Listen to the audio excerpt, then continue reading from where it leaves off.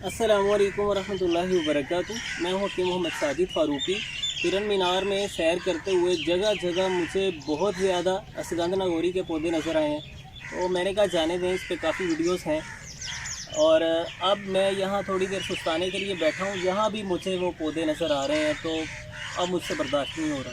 तो मैं चाहूँगा आपके साथ थोड़ी सी बात शेयर कर दी जाए इसके फ़वाइद से रिलेटेड। ये देखिए, अगर आप फर्स्ट टाइम मेरी अश्वगंधा नागौरी की वीडियो देख रहे हैं, ये कुछ इस तरह का पौधा होता है।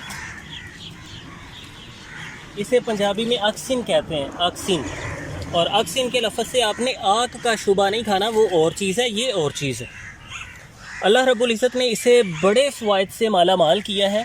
बेऔलादी को ख़त्म करने के लिए बेहतरीन है, ख़वातीन के लिए भी मर्दों के लिए भी ये शानदार चीज़ है। और स्ट्रेस एंजाइटी को ख़त्म करने के लिए इसे बेहतरीन हर्ब माना जाता है। किसी भी तरह का जहनी तनाव, जहनी बेचैनी को ख़त्म करने के लिए बेहतरीन है।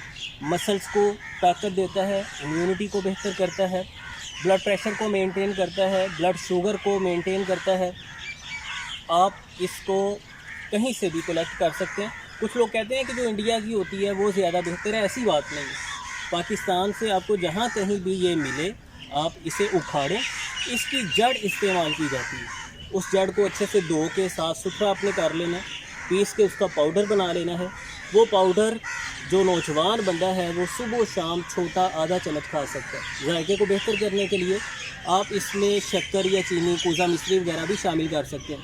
तो ये बेहतरीन है ब्लड प्रेशर को मेंटेन करने के लिए, ब्लड शुगर को मेंटेन करने के लिए, स्ट्रेस और एंजाइटी का ख़ात्मा करने के लिए, बेऔलादी के मसाइल के लिए, जिस्म को क़ुव्वत देने के लिए, मसल्स को ताकत देने के लिए, इम्यूनिटी को बेहतर करने के लिए, आंतों के अफ़ाल को बेहतर करने के लिए भी ये मददगार साबित होगी इंशाल्लाह। इस पे तफसीली मेरी वीडियोस आप देख सकते हैं, मैं डिस्क्रिप्शन में लिंक डाल रहा हूँ।